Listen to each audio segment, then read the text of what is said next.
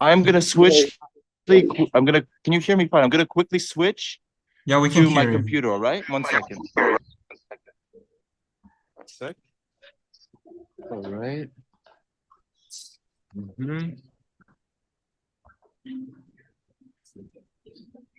How was your day? Yeah, it's awesome. What about you? Good. All right. Good. Yeah. Good.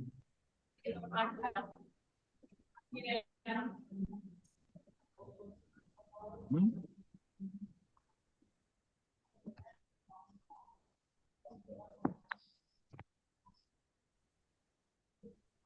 All right, Aziz and Abror, can you hear me? Yep. Yes, we're here. How is the background noise?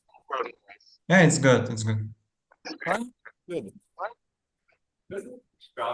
Yeah, Nice. so if you're ready, we can start. Yes, of course, of course. So But tell welcome. me, noise fine? You don't hear background noise. Yeah, it's okay. It's okay. Okay, good. 1 sec. I'm gonna grab my coffee and then we'll be.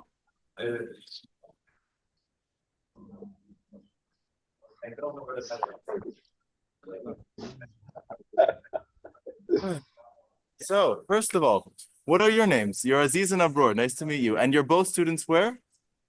We're from Uzbekistan, actually. That I know, Yes, but in which institute do you study? We are high school seniors right now. Oh, you're both high school students. Do you Yeah, study at what school do you study? just a public school in Tashkent. Well, that's really good. The public schools in Tashkent are really good. I had a student, for example, a volunteer, a few of them, of course. One is now going to be studying Wesleyan University. Another one is studying in Missouri. So I also in America, I studied in public school. And I know that many times you Jasmine, don't yes? say just a public school because oftentimes public schools are better than many private schools. Do you agree? Of course. Yes. All right. Well, I'll be glad to answer any questions and just provide an interview for you about my experience and my work. Okay, so let's start then. Welcome to the third episode of our podcast series, where we interview distinguished professors from around the world. Usually, in the previous podcast, we discussed economics and politics, but today we want to deviate a bit and talk about environmental issues, especially in Uzbekistan and Eurasia region. One of them is Aral Sea. So today our guest is Robert Willard, Columbia University graduate and the founder of World Aral Region Charity. It's an organization dedicated to addressing ecological and social challenges, especially related to Aral Sea region. Yeah, so um, Mr. Willard, I think it's better if you could kind of add something more about you that we forgot to mention, so we could learn more about it. Well, I think it might be interesting to also mention that I'm also a teacher. I'm also, a lecturer, right, in universities.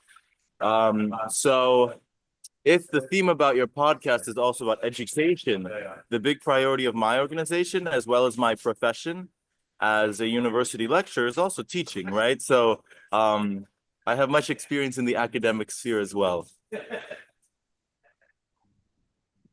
Okay. So then our first question would be, so your kind of actions to address RLC crisis, in my view, is truly impressive and very unusual to see, actually. Like, could you tell what personal experiences like urged you to start solving this kind of ecological problems and especially RLC crisis? So what methods do I use to address the problems of the Aral Sea crisis, right? Yeah, what urged you to kind of start this? The story is that there was a professor from Uzbekistan who presented a presentation about an idea to open a charity to serve children in Moynak. So this was in 2016 in the summer. And she had traveled to Moynak. She had seen how the effects of the desiccation of the Aral Sea affect the public health situation there, right? So you have a lot of young people who aren't getting the correct amount of nutrition because of salty water and malnutrition. They're ending up with anemia at very young ages, right? Right. And likewise, I've seen this myself. There's a big problem with carcinogenic illnesses and respiratory illnesses as well. It's really terrifying. The amount of young people, who end up having various, cancer-related illnesses. It's saddening. So, back in 2016, she presented. I approached her and I said, I'd like to help. We started with a few small, let's say, exercises in trying to, donate different needy materials to Moynak, and then we started to grow. And I just started being a college student. I imagine you two are 17, 16. Mm-hmm. How old are you? I'm 17. We're 17. So yes. So it's at that point in life when you're 17 and 18 that you really want to do something, right? Yeah, So I got absolutely. involved, and then exactly. And then I grew with the charity, right? So I got to as I got older and got more experience and more knowledge about life and about how to run an organization and about how to be impactful, right? Then I also tried to apply that to the charity. And that's how we started having really creative projects that focus, on capacity building and engineering, on education and so forth. That was kind of, just a product of the charity growing up with the people who were part of it. Yeah. So could you tell, like, over the years, what specific challenges have you faced when kind of designing and managing the organization itself?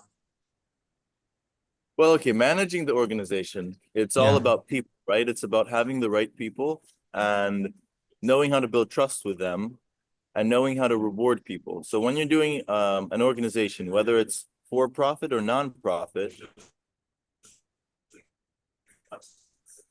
you have to encourage people. One of those encouragements, if your business, is to, pay people, or nonprofits. I've also had projects where I've provided a wage, right, to the people who organized it. But even then, even if you're providing a wage to people, people are going to want to feel valued. They're going to want to feel that they can make an impact. They want to feel that what they're doing is meaningful. And you have to show that to them. And some of my mistakes, for example, was early on, I didn't know how to show people that that we really were happy that they were there to help, right? So it's important to know how to manage people. In terms of the design of the organization, since we are focused on a lot of education, a big part of design is trying to develop educational projects that make sense to the American teachers and make sense to the Karakalpakstan students. There's some difference in culture. There's a difference in the style of education that we are used to. And obviously there's a difference in language and experience. So the question is, how do you get the Americans to do something that's very special and new for the Karakalpaks, but that will also make sense for them? And that was the big challenge, and it still is. Yeah. So, Mr. Willard, like, your work with the Aral Region Charity has involved extensive time spent in Uzbekistan. And what are some of the most shocking cultural experiences you had during your stay in Uzbekistan? Like, how do you think it shaped you as a Cultural person? experiences, right? Cultural, Yes, and how it has shaped me, right? yes. Uh-huh. I need to think.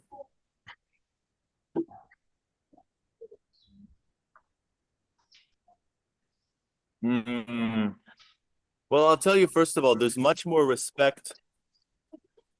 In America, students are more independent and self-controlled, but they respect the teacher less, right? it's common in America, when you step into the classroom, you know that you are kind of the servant of the students, right? So Yeah. your job is to make sure that the students are happy with their grades, that they feel like they're learning well. And you don't expect the students to like give you big presents or the students to stand up when you enter the classroom, right? So there's a difference. In Uzbekistan, which has more of a Soviet heritage of education, though it's of course changing, but still, I don't even think this is bad. There's more respect for the teacher in many ways. So I remember the first time we ever did a project, it was in the March of 2018. So that was already, 6 years ago. And in March of 2018, we show up with a team of Americans. We're in Khorezm, in a town called Buyrachi. And when we entered the school territory, there was a long line, about like 500 meters on both sides, of children dressed up, in black and white, waving flags of Uzbekistan and America, yelling, "Welcome, assalamu alaikum." For our students from America, it was very unusual to have so much respect and so much celebration just for them coming. So they thought, wow, this is very strange. This feels as if they're, giving us, too much kind of attention. We don't feel like this is necessary. But that's just a difference maybe of culture. And how has that changed me? I have learned to I'm learning to be able to be a good teacher in that kind of atmosphere, where there's more of an expectation that the teacher controls the class, but at the same time, there's more respect for his authority. Yeah, it's actually evident, like in Uzbekistan, we have much more like respect towards elder people. Yeah, so my next And question would have you be, been to America? not yet, Have you been to unfortunately. America, Cypher? Well, you'll see that someday. Yeah. And what's your next question? So, Uzbek government has like introduced a lot of economic and environmental reforms, such as planting successful plants, and also kind of maintaining sustainable farming practices and other reforms. What do you think? Are they kind of very effective in kind of, in their result? So specifically, do you know any of kind of the irrigation and farming reforms that they have done that you would like to discuss? Not, unfortunately, I'm not that kind of educated about it. So I would like to hear your opinion on that, maybe.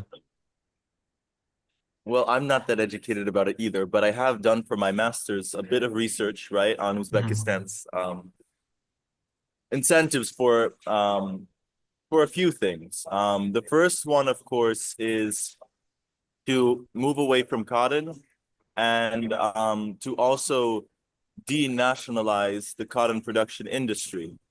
So again, I'm not an expert either, but as I understand, the idea is to make clusters, right? That are locally kind of operated of areas of large cotton production. The benefit of that is that there's a little more competition and there's a little more flexibility for those clusters to decide what kind of inputs they put in, including technology, resources like water, fertilizers, right? So there's a little more space for market-wise competition.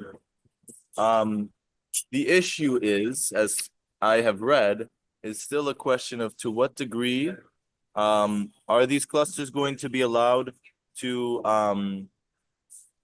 diversify and to really respond to the demands of the market.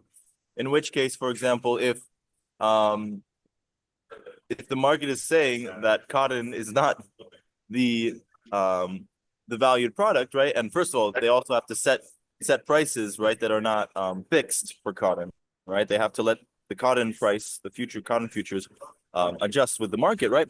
And if if there's another more valuable cash crop, will the clusters be able to, invest in that direction, right? The main question, and to be fair, in America, we also have large industrialized agriculture. So this is not that different from America.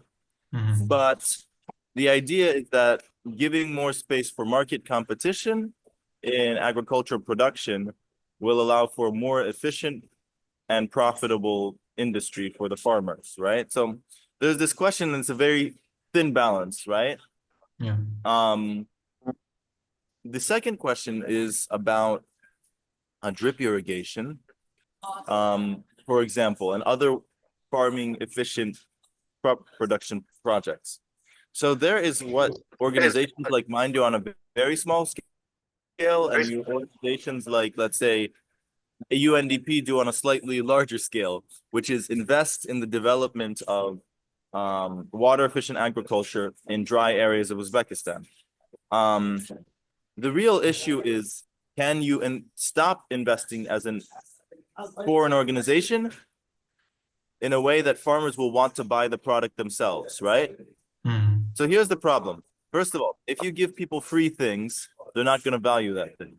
So that's the first issue. And that's what a lot of development organizations battle with. If I give you a free computer, you're not going to be as worried if it breaks than if you paid, $1,000 for it, right? Right. Of course, right?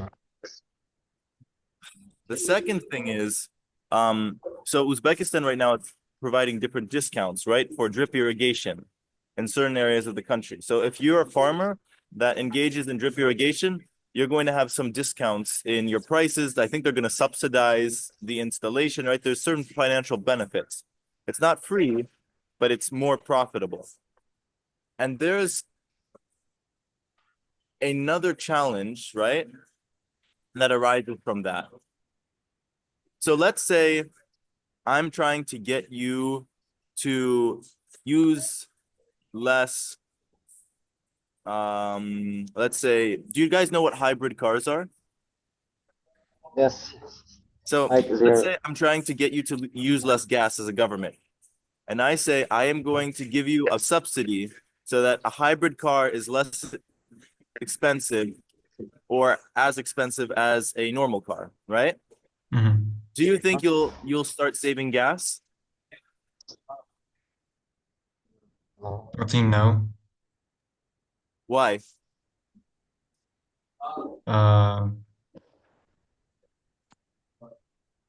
Like you, the price is like the same. Like what is it like? It's nonsense, I think, to save gas. I heard you a little poorly, but I think you said it right, Aziz, right? So then I will just be motivated to drive more. So maybe once I Yes. can, well, exactly, Aziz, right? So you're right. Same with the drip irrigation. There's this famous problem in other development projects where when they subsidized water efficient agriculture, the farmers just made more irrigation. They expanded their fields because the Mhm. water is more efficiently distributed, so they can use less water. So they end up actually using less water per hectare, but using more water in total. And that's the Mhm. problem. So there's a lot of careful issues here that has to be decided. If the goal is to be, use less water, then there's a question there as well. Mhm. Mm. Mr. Willard, yes, I was really excited to hear your opinions on like irrigation and cotton. So I would like to move on the questions like related to your education. Like from LinkedIn, I saw that you worked as a theater teacher to children and have much more experience in theater like teaching, as you have studied a master's degree at Russian State Institute of Performing Arts. Could you please like share more about your experience there? Yeah, so I now have two masters. I have one, I hope I updated my LinkedIn. I have one from IHE Delft, which is in water management. But specifically, my specialization in water management is more on questions of social questions. And it also connects with theater, actually. Can you still hear me fine? Yes, yes, yes. Okay. The other side of it is this master's in theater in Russia. So the reason I did it, first of all, is because I do have a passion for theater. It's certainly something I really care about. And I wanted to have an opportunity when I finished my bachelor's to work on my Russian language. So I found this, master's program. I applied and I was very surprised when they took me. First of all, I had a very good professor. He is one of the most important kind of theater professors in Russia, right? So he was a very knowledgeable, famous guy who has a very big heart. At this point, I think he's like 87 years old or maybe even 88. And he has more energy than we have. He's a very energetic man. For example, one time I was playing a dead guy on the stage and he grabbed me he wanted to show how to, the character is supposed to carry this dead guy into the stage, and he grabs me by the hand and drags me on the floor. An 86-year-old man at that time just grabs my arm and drags me, across the stage. He's a strong man. Okay. Now, but what does theater mean to me? So I actually did some projects in Uzbekistan 2 years ago, where we went to very distant schools in Karakalpakstan, and we put together ecological plays that took the stories from these communities, specifically stories about the memories of the Aral Sea, about losing water, about endangered species in the Aral region, and in partnership with organizations like Eco Maktab, like the Alliance for Saving the Saigak, we developed these stories into a play where the kids shared what they find is important and meaningful about their communities and its relationship to nature. Theater. It really helped.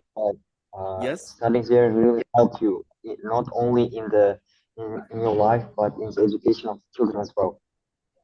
Yes, and I think it's very important to engage children in theater because kids are the most honest people. They don't pretend things, right? They're honest, and theater is about honesty. Theater is about, kind of sharing whatever your character believes in honestly on the stage, right? Bad actors are people who lie on stage, if you understand what I mean. Do you do theater, Aziz? I'm sometimes on weekends I go to theater. I like watching dramas. I think the Uzbek theater is good as well, but I like going to Gogol's like performance, like when I'm into theater as well. I'm into art. That's wonderful. Yeah, I really loved to go. I was sad I never had a chance to go to D Door Theater, but I often went to home a lot. Oh. I also went to the National Theater a few times, the Dramatic Theater. I think theater is expanding in Uzbekistan and growing, so there's many opportunities. In Uzbekistan, the value of theater is not as expensive as in Moscow, when I went to Moscow, the prices are very high. In Uzbekistan, they're very low. Uzbeks doesn't consider it as an art, or they don't like it. Maybe. A lot of Americans, I'll be honest, don't like theater that much either. Russia has a very special relationship to theater that you won't find, I think, in most countries. Oh, yeah. Yeah, so that's wonderful. Mr. Willard, you mentioned that you also did worked at some projects which you got wages. So you worked at Eurasia Foundations of Central Asia in Tajikistan also, and managed social projects there as well. Could you please how was the work at Aral Region Charity was kind of different from the experience you did in Tajikistan? Well, when you're born in the Aral Region Charity is a small charity, right? So it's not like a place where you have to, you know, it's more like a family in many ways, right? And we're all doing it out of love.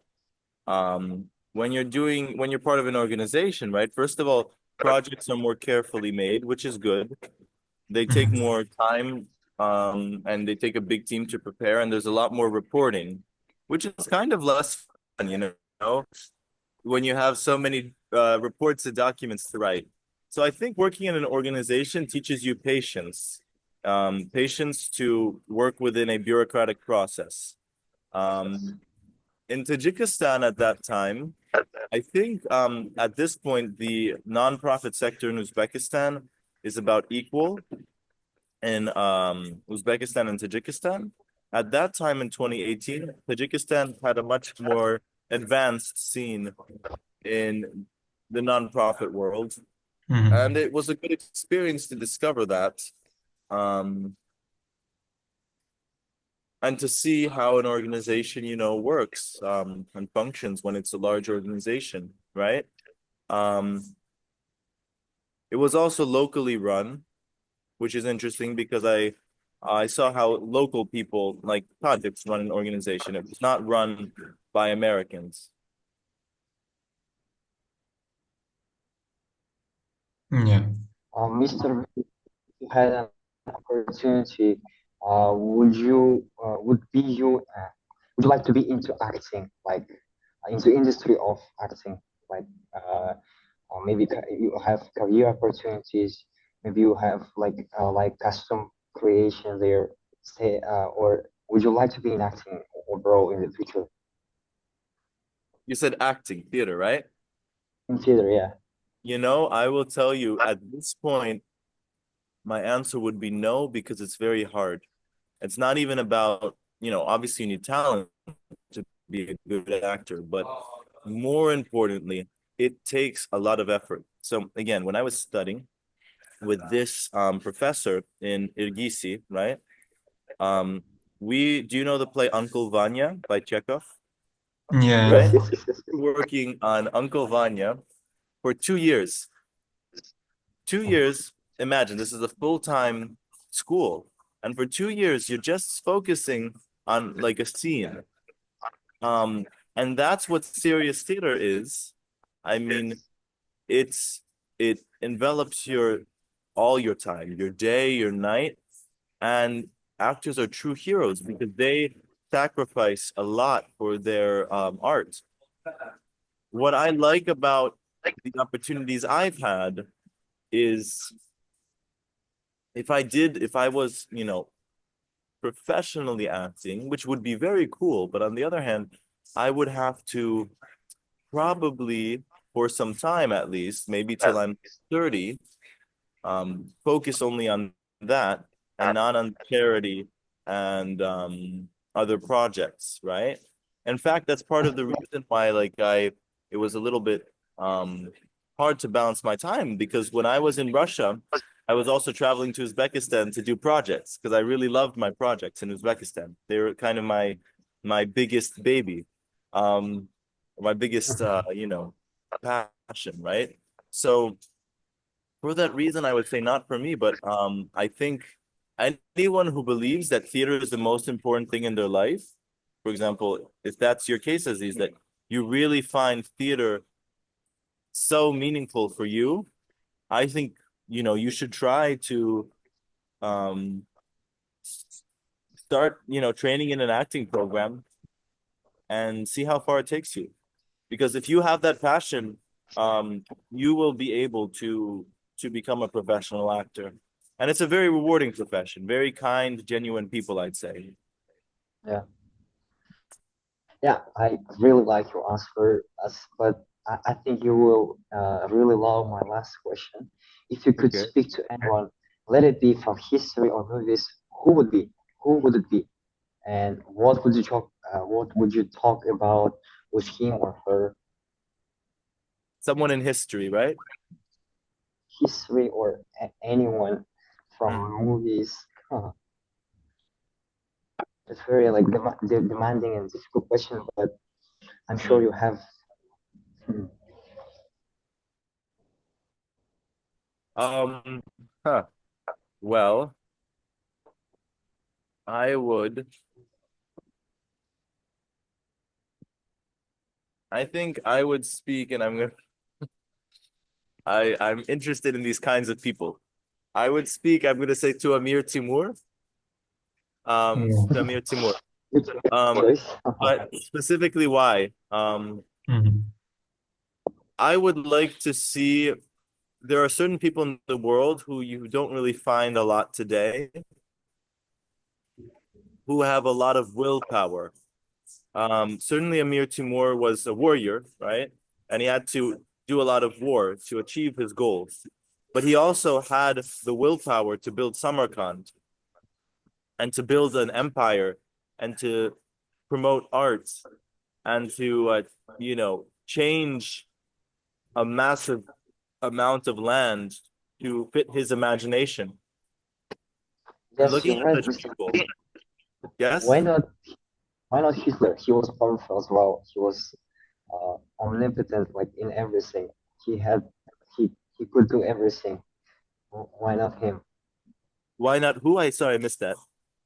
Adolf Hitler. I mean, Oh, see, you're very smart and you gave a good point, right? Um, um, I'll tell you why. Because here's the difference. What Adolf Hitler was created was destroyed in 20 years, and also because he's, an evil man. Um, that said, I understand what you're saying because, people like Peter the Great, I could have listed Peter the Great as well, or Amir Timur. We celebrate them, but they say St. Petersburg, for example, is built on bones, right? And I'm sure, there's very famous stories about how Amir Timur also was responsible for a lot of, loss of life as well. However, mm, first of all, Hitler was more evil than them, I'd argue. Second of all, um, think about it this way. There are people who have a lot of willpower, but they do such crazy things with the power that they have that everything they create is destroyed in a very short amount of time. That's Hitler. yes. Mhm. And Samarkand still stands, right? If we take Peter the Great, Petersburg still stands, right? Uh, Yes. Versailles still stands. If we take Louis the 14th, we of Uh, course can't excuse them of the bad things they did. And every leader, most likely, almost every leader does some bad things, right? But yes. it'd be interesting to talk to them and understand what kind of, like an actor, right? To understand what do they What think about what's their head? exactly, what's their personality, what do they do every day, how do they have breakfast, right? Just to see these kinds of people and the way they live and the way they think and the way they act and their friends, to see all of that, to try to understand these kinds of people would be very fascinating for me. Yeah, Mr. Thank you Willard, very much, Mr. I'm Answers afraid and like we're a bit running out of time, and we would definitely speak more with you maybe next time. Yeah, so it was very insightful. We talked about a lot about your experience. Yeah, I personally learned a lot. Mr. Willard.